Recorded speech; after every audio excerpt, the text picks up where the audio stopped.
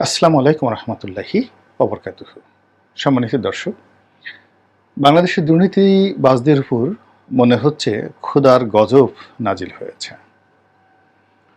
এবং আমাদের দেশের ইতিহাসের যে দুর্নীতি, একসময় দুর্নীতি বলতে ডাকাতি বুঝাতো, দুর্নীতি বলতে চুরি বুঝাতো এবং গ্রামের যারা মোড়ল তারা এই বিচার সালিশ করে দু চারটে মুরগি, দু চার হালি ডিম এরকম একটা সুযোগ সুবিধা নিত। দুর্নীতি বলতে কোনো গ্রামের টাউট বাটপার, পাশের বাড়ির কোনো কুলবধূ তার দিকে একটু তাকাতো, লুকিয়ে লুকিয়ে তাকে দেখতো, কিন্তু তার সঙ্গে প্রকাশ্যে কোনো অপকর্ম করা, ধর্ষণ করা, এই সমস্ত জিনিসগুলো সম্ভব ছিল না। পরকীয়া হতো উভয়ের সম্মতিতে। অনেকে সেই বাঁশি বাজাতো, বাঁশির সুরে নিজের ঘর ছেড়ে দিয়ে অন্যের হাত ধরে সে বের হয়ে যেত। এটি পারস্পরিক সম্মতির মাধ্যমে। কিন্তু কমার্শিয়ালি সেক্সুয়াল যে পারভার্সন, এটি কেবলমাত্র পতিতালয়ে সীমাবদ্ধ ছিল। যারা পতিতাবৃত্তিতে নিয়োজিত এবং যারা এখানে যেত খদ্দের, তাদের আলাদা একটা কমিউনিটি ছিল। কিন্তু এখন যেভাবে পতিতাবৃত্তি ছড়িয়ে পড়েছে সমাজের সকল স্তরে এবং পুরো দেশটার একেবারে স্পর্শকাতর জায়গাগুলোতেও, যেখানে অবাধে পতিতারা ঘোরাফেরা করতে পারে, এটি আমাদের দেশে কখনো ছিল না। এর ফলে কি হলো, যে জায়গাগুলো আল্লাহর প্রতিনিধিত্ব করে, যে জায়গাগুলো রাষ্ট্রের প্রতিনিধিত্ব করে এবং জনগণের বিশ্বাস এবং আস্থা, সেখানে যখন যৌনতা, পুরুষের পরিত্যক্ত বীর্য, কফ এবং নারীর কলঙ্ক সেখানে লেপ্টে যায়, তার সঙ্গে সঙ্গে সারা দেশের মানুষের পরিশ্রমলব্ধ অর্থ সংঘবদ্ধভাবে একটা সিন্ডিকেট করে প্রকাশ্যে চুরি করা হয়, প্রকাশ্যে ডাকাতি করা হয় এবং যার মালামাল চুরি করা হয়, যার মালামাল ডাকাতি করা হয়, সে মজলুম হয়ে পড়ে, অসহায় হয়ে পড়ে, তার কিচ্ছু করার থাকে না। এইরকম যখন একটা পরিবেশ এবং পরিস্থিতির সৃষ্টি হয়, তখন আকাশ কাঁপতে থাকে, বাতাস কাঁপতে থাকে, প্রকৃতির পশু পাখিরা পর্যন্ত কাঁপতে থাকে। ধরুন একজন নারী ধর্ষিত হয়েছে, এখন বিচারের জন্য তাকে দাঁড়ে দাঁড়ে ঘুরতে হচ্ছে এবং যারা এই কাজগুলো করবে তারা আর একবার তাকে ধর্ষণ করার চেষ্টা করছে। এখন ধর্ষিতার যে দীর্ঘশ্বাস, আপনি একবার কল্পনা করেন তো, একজনের শেষ সম্বলটুকু চুরি হয়েছে, সেই সম্বলটুকু চুরি যারা করেছে তাদের বিরুদ্ধে ব্যবস্থা নেওয়ার জন্য যাদের কাছে যাওয়া হয়েছে তারা আবার কিছু টাকা চাচ্ছে। এবার ধরুন আপনি আমি সেই সারা জীবন পরিশ্রম করে ঘরের মধ্যে কিছু টাকা রেখেছি, ব্যাংকে কিছু টাকা রেখেছি, এইগুলো সংঘবদ্ধ শক্তিশালী গ্রুপ চুরি করে নিয়ে যাচ্ছে। কেউ আমাকে ঘুষ দিতে বাধ্য করছে, কেউ আমার জীবনের বিনাশ ঘটানোর ভয় দেখিয়ে আমার সর্বস্ব লুট করে নিচ্ছে, কেউ অথবা আমাকে গুম করে দিয়ে আমার সব কিছু নিয়ে নিচ্ছে, আমার স্ত্রী, পুত্র, সন্তান, টাকা পয়সা, সব কিছু।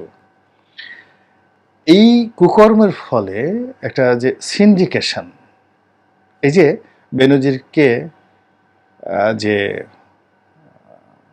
তার বিরুদ্ধে ব্যবস্থা নেওয়া হচ্ছে, বা কিংবা আজিজের বিরুদ্ধে যে নিষেধাজ্ঞা দেওয়া হয়েছে, এটি হলো মানে ক্লিপ্টোক্লেসি। এই ক্লিপ্টোক্লেসি শব্দটির অর্থ হলো রাষ্ট্রের এমন একটা চোর গ্রুপ, চোর চক্র, জাস্ট থিপ, যারা সবাই একে অপরের সঙ্গে গলাগলি করে, হাতে হাত ধরে জনগণের অর্থ চুরি করে এবং সেই অর্থের আবার দাপট দেখিয়ে জনগণের উল্টো ক্ষতি করে এবং জনগণকে ভয় দেখায়। ক্লিপ্টোক্লেসি। সেই আইনের অধীনে কিন্তু আজিজের বিরুদ্ধে নিষেধাজ্ঞা দিয়েছে। এবং এরা রাষ্ট্র ক্ষমতায় থাকে, রাষ্ট্রীয় পদ পদবিতে থাকে, থেকে এই চুরিটা করে, জাস্ট চোর। তো যাই হোক, এই যে ঘটনাগুলো ঘটছে বাংলাদেশের সাম্প্রতিক সময়, এটি অবিশ্বাস্য। আজ থেকে 2-3 মাস আগে আমরা এটা কল্পনাও করতে পারতাম না যে এরকম ঘটনা বাংলাদেশে ঘটতে পারে। এবং এখন যা কিছু হচ্ছে আমরা এখনো চোখ দিয়ে দেখছি বটে, বিশ্বাস করতে পারছি না, কান দিয়ে শুনছি বটে, কিন্তু এখনো পর্যন্ত আশ্বস্ত করতে পারছি না যে আসলে এই জিনিসগুলো সম্ভব কিনা।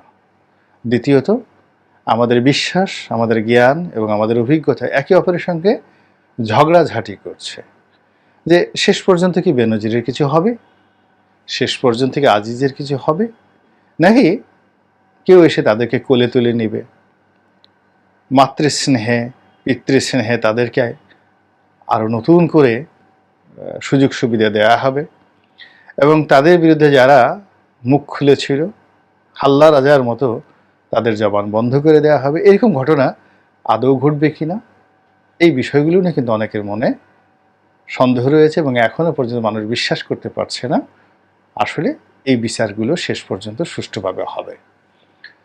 কিন্তু আমি আশাবাদী, শুধু আশাবাদী নয়, যদি প্রকৃতির আইন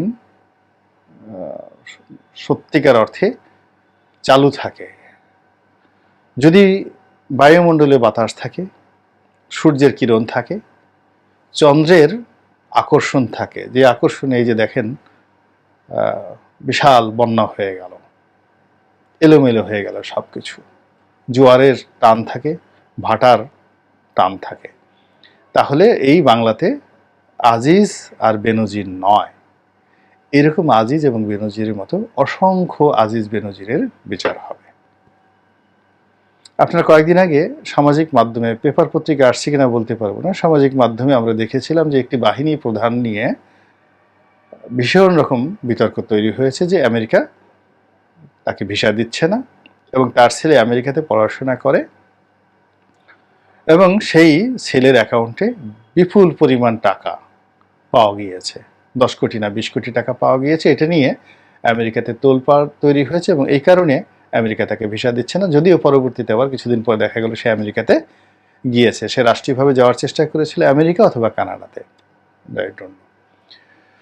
তো সেই লোকের বিরুদ্ধে দ্বিতীয় দফাতে নিষেধাজ্ঞা আসার কথাবার্তা শোনা যাচ্ছে এবং তার বিরুদ্ধে ব্যবস্থা নেওয়ার কথা শোনা যাচ্ছে। তাহলে বোঝার চেষ্টা করুন যে আজিজ যে একটা বাহিনী প্রধান, সেখানে শুধু থেমে থাকছে না, অন্য বাহিনী প্রধানের বিরুদ্ধেও কিন্তু ব্যবস্থা নেওয়ার কথা হচ্ছে এবং এটা হবেই। এরপরে আরও একজন আইজি, যে একেবারে মিনমিনে স্বভাবের, দেখে মনে হয় ভাজা মাছটা উল্টায় খেতে জানে না, কিন্তু আর্থিক দুর্নীতিতে বেনজিরের আব্বা, তিনি আব্বা, just father of Benazir. Police বাহিনীর চৌকিদার থেকে শুরু করে সবাই জানে এবং সবাই খুব আশ্চর্য হয়ে যায় যে বেনজির যে অন্যায় করেছে তার সে তো সেই লোকটা বেশি অন্যায় করেছে, কিন্তু তার ব্যাপারে তো কেউ কোনো টুশব্দ করছে না, না পত্রিকা, না মিডিয়া, না আমেরিকা, অথচ সে তো পুরো সাবার করে দিয়েছে, পুরো পুলিশ বাহিনীকে সাবার করে দিয়েছে। তো এখন এই জিনিসগুলো সামনে চলে আসছে। বেনজির সাহেবকে যদি ধরা হয় তাহলে বেনজির সাহেবের যারা লোকজন রয়েছে তারাও তথ্য প্রমাণ সহকারে সেই মিনমিনে আইজিকেও ধরবে, এতে কোনো সন্দেহ নেই, কোনো সন্দেহ নেই, এবং তাকেও বিচারের আওতায় আনা হবে। এবং এটি খুব বেশি না, জাস্ট 15 দিন 1 মাসের মধ্যে দেখবেন যে এটা খুব লাইমলাইটে চলে আসছে। তো একটা সরকারের অধীনে কর্মরত দুইজন পুলিশ প্রধানকে যদি এই মুহূর্তে বিচারের আওতায় আনতে বাধ্য করা হয় বা আনা হয় এবং তাদের অঢেল সহায় সম্পত্তি নিয়ে যখন রূপকথার গল্প রচিত হবে, এর কারণ হলো আলটিমেটলি 100 কোটি টাকা চুরি করলে 1000 কোটি টাকা বলা হয়, 1000 কোটি টাকা চুরি করলে 10,000 কোটি টাকা বলা হয়, এটাই স্বাভাবিক। এগুলো নিয়ে মানুষের আকাঙ্ক্ষা খুব বেশি। তো এরকম আরেকজন আইজির নাম যে আসছে এবং বিভিন্ন জায়গাতে ফুসফাস হচ্ছে, কথাবার্তা হচ্ছে নিজেদের মধ্যে, এবং সেই আইজির যে কুকর্মের যে দলিলগুলো, সেই দলিলগুলো ঠিক এখন এই বর্তমান যে বেনজির সাহেবের যে দলিলগুলো যেভাবে হচ্ছে এইভাবে সেগুলোও কিন্তু যারা বেনজির পন্থী লোকজন আছে তারা সেগুলো খুঁজে খুঁজে বের করে জায়গা আমাদের সেগুলো দিয়ে দিচ্ছে। তাহলে বুঝেন যে পরিস্থিতিতে কতটা খারাপ হচ্ছে। তার সাথে সাথে ছোট ছোট বেনজির যারা রয়েছে এখনো বাহিনীতে আছে, বা অনেকে হয়তো বাহিনীর মধ্যে নেই। কেউ হয়তো এসপি হিসেবে রিটায়ার্ড করেছেন, কেউ হয়তো ডিআইজি হিসেবে রিটায়ার্ড করেছেন, বা কেউ হয়তো এডিশনাল ডিআইজি আছেন বা ডিআইজি আছেন, কিন্তু অপকর্মের মাস্টার। কেউ বেনজির পক্ষের বিপক্ষের, তাদেরকেও কিন্তু ছাড়া হবে না। কালে কালে লোক যেগুলো আছে, মানে গান্ধী গান্ধী কালে কালে, হিন্দি ভাষায় বলার চেষ্টা করছি। আমাদের দেশে তো হিন্দি এখন খুবই জনপ্রিয়। যে যখন খুব দুর্গন্ধযুক্ত হয় তখন তাকে গান্ধে বলা হয়, বা খারাপ কাজ করতে করতে আলকাত্রার মতো কালো হয়ে গেছে, কালে কালে কালে কালে। হ্যাঁ, তো এরকম কয়েকার কাল লে কালে কালে। আমরা যেমন কলা বলি, ওরা বলে কেলা।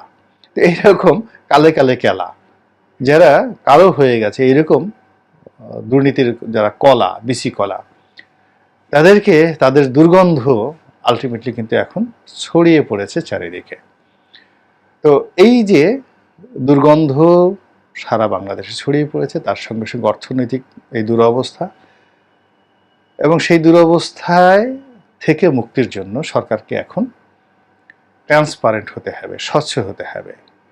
সরকার যে দুর্নীতির বিরুদ্ধে খুব সিরিয়াস, এটা সরকারকে প্রমাণ করতে হবে। এবং বিদেশি যারা দাতা সংস্থা রয়েছে তারা নিশ্চয়তা চাইবে সরকারের কাছে যে তোমরা যে ক্ষমতায় আসার পরে, মানে আমরা যে আবার তোমাদেরকে লোন দেবো, এগুলো নিয়ে যে আবার তোমরা নতুন করে দুর্নীতি করবে না, এই জন্য আগে এরকম চিহ্নিত যারা দুর্নীতিবাজ রয়েছে তাদের বিরুদ্ধে ব্যবস্থা নাও। এই শর্ত আমরা একেবারে কোনো কিছু না হলেও আমরা এই কথাগুলো বলতে পারি। আমাদের গ্রামের যারা মহাজন রয়েছে, যারা সুদের উপর টাকা দেয়, তো দেখবেন যে তারা যে টাকা দেয় সাধারণত ভালো মানুষকে টাকা দেয়, কোনো চোরকে টাকা দেয় না। গুন্ডাকে কিন্তু কোনো মহাজন টাকা দেয় না। গুন্ডাকে ডাকাতি করে মহাজনের টাকা আনতে হয়, কিন্তু মহাজন তাকে ধার দেয় না। ধার পাওয়ার জন্য আপনার একটা সুনাম থাকতে হবে, সুখ্যাতি থাকতে হবে। তো এখন আইএমএফ টাকা দিবে, ওয়ার্ল্ড ব্যাংক টাকা দিবে, জাইকা টাকা দিবে, এডিবি টাকা দিবে, ভারত সরকার টাকা দিবে, চীন সরকার টাকা দেবে, কিন্তু সেই টাকা নিয়ে যদি বেনজিররা খেয়ে ফেলে, তারপরে ঘেনজিররা খেয়ে ফেলে, টেনজিররা খেয়ে ফেলে, তাহলে সেই টাকা আলটিমেটলি রাষ্ট্র কিভাবে দিবে? রাষ্ট্র তো দেউলিয়া হয়ে যাবে। এই জন্য রাষ্ট্র যে একটা ন্যায় বিচারের উপর প্রতিষ্ঠিত আছে, এই জিনিসটি এখন সরকারকে নিজের অস্তিত্বের জন্য প্রমাণ করতে হবে। এবং সেই প্রমাণ করতে গিয়ে এই একটার পর একটা যে আলকাত্রা বের হচ্ছে, একটার পর একটা যে বিসি কলা বের হচ্ছে, দুর্নীতির বিসি কলা, সেটা সামাল দেওয়া সত্যিকার আওয়ামী লীগের জন্য কঠিন একটা বিষয় হয়ে দাঁড়িয়েছে। আল্লাহ আমাদের সবাইকে হেদায়েত দান করুন এবং হেফাজত করুন। আসসালামু আলাইকুম ওয়া রাহমাতুল্লাহি ওয়া বারাকাতুহু।